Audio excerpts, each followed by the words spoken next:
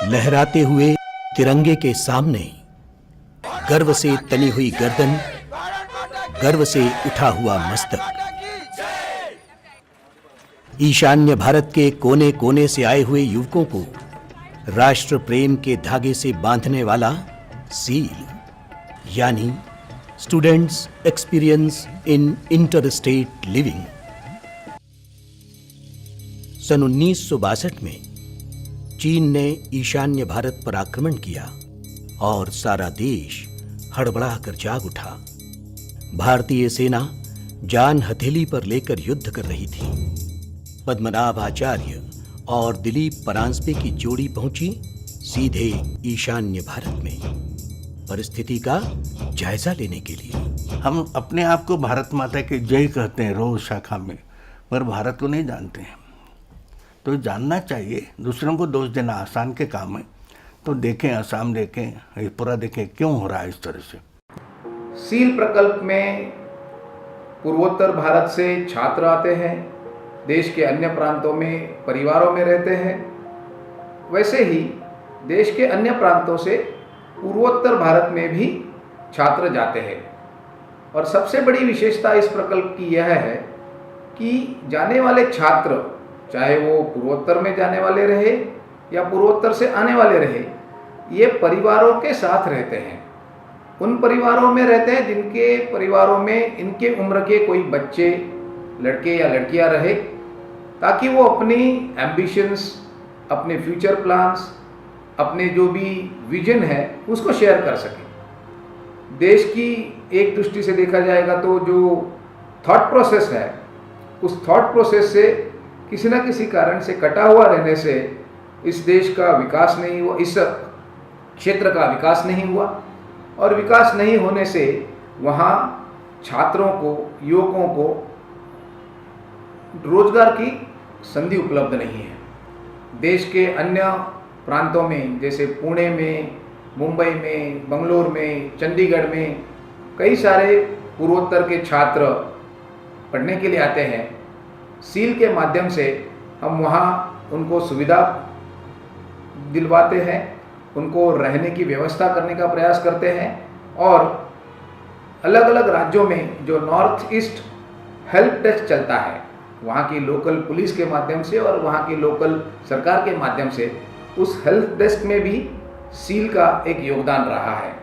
मुझे लगता है कि ये जो 50 साल की हमारी यात्रा रही है, उस यात्रा में कई सारे ऐसे छात्र हैं जिनकी जीवनी पूरी बदल गई है। चाहे वो इम्फाल की सुरबाला देवी हो, या फिर अरुणाचल प्रदेश का ताना निकम हो, या फिर असम की गीतिका बोरो हो। ऐसे कई उदाहरण हैं जिनकी जिंदगी मानो बदल गई सील की इस यात्रा में शामिल होने के कारण। अरुणाचल प्रदेश के मुख्यमंत्री पद को 24 वर्षों तक सुशोभित करने वाले गेगोंग अपांग भी सन 1979 की सील यात्रा में सहभागी हुए थे। सील से मेरा जो राजनीतिक जीवन, सामाजिक जीवन, तो इसमें मेरा एक राष्ट्र धर्म जैसे हम समझता हूँ। सील अलगाववाद, आतंकवाद और देश विरोधी भावनाओं को भड़काने वाली खुली कार्रवाइयां। अलगाव इसलिए होता है कि लगाव का अभाव होता है। तो मैं मानता हूं कि उसकी दवा एक ही है कि ज़्यादा से ज़्यादा लोगों को मिलना चाहिए, आपसी बात होनी चाहिए, संवाद होना चाहिए। लीडरशिप चेंज हो रही है पूरी वहाँ पर, उसकी सोच बदल रही है।